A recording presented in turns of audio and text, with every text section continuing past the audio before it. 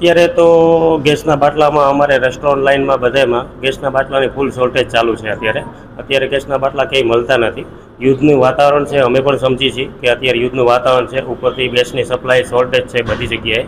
એટલે સરકારને અમારી સ્પેશિયલ નિવેદન છે કે ભલે અમને ઝાઝા બાટલા ન આપે પણ થોડા થોડા બાટલા આપે. એટલે અમારી રેસ્ટોરન્ટ લાઇન આજે શું છે કે થોડી થોડી ચાલુ રહે. હાવ ક્લોઝ કરવા ઉપર આજે અમારી સ્થિતિ આવી જશે. જે કોરોનામાં પણ આવી સ્થિતિ આવી હતી, જ્યારે અમે રેસ્ટોરન્ટ લાઇન આખી ક્લોઝ થઈ ગઈ હતી, એ અત્યારે ક્લોઝ થાય નહીં. અને થોડું થોડું આપે રાખે તો અમારે થોડું થોડું ચાલુ રહે. અમે રેસ્ટોરન્ટ લાઇન આજે માણસો અમારી ત્યાં નોકરી કરતા હોય છે. કસ્ટમરને આજે ભાવ વધારે આવે તો એને પણ પ્રાઇસ મેનુ કાલ સવારે મોંઘા પડશે, બધું જમવાનું મોંઘું અમારે દેવું પડશે. એની માટે અમે થોડુંક ઇઝી અમે પ્રાઇસ ન વધારી એવી પણ સરકારને નમ્ર વિનંતી છે કે આજે પ્રાઇસ થોડીક ઓછી રાખે ગેસના બાટલાની, જેથી કરીને આજે અમે પ્રાઇસ પર ન વધારી અને એની પ્રાઇસમાં અમે આજે પબ્લિકને સર્વિસ આપી શકી અને સારી પબ્લિકને સર્વિસ આપી શકી.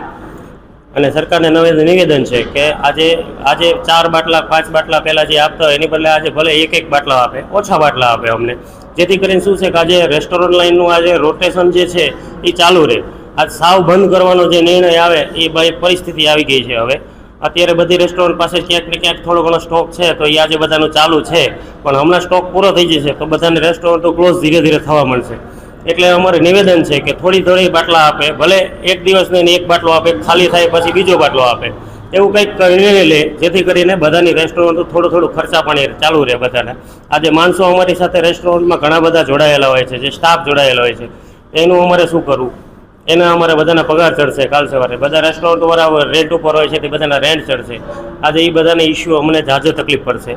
જેથી કરીને નિવેદન છે કે થોડીક અમને એક બાટલા બે બાટલા અમને ભલે એક દિવસ નહીં એક દિવસ કે એવું કંઈક સરકારે વિચારવું જોઈએ કે જેથી કરીને થોડું ઘણું અમને માલ મળતો રહે. અને અમે ભલે થોડું કરશું, અમે એવું હોય તો મેનુ અમે ઘટાડી દઈશું, જેથી કરીને આજે ઝાઝી આઈટમ આપતા હોય તો અમે ઓછી આઈટમ આપીને આજે પબ્લિકને જમાડશું.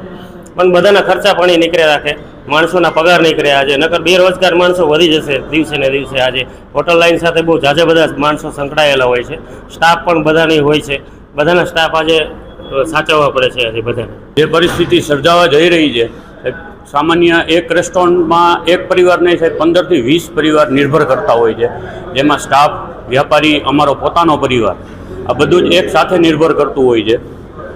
એટલે સરકારને એક જ નમ્ર વિનંતી છે સાહેબ કે રાજકોટમાં હજારો રેસ્ટોરન્ટ છે, એની સાથે સંકળાયેલા હજારો પરિવાર છે, જે બેરોજગાર ન થાય એના માટે સરકાર પણ થોડું ધ્યાન આપે, થોડો ભાવમાં પણ નિયંત્રણ રાખે.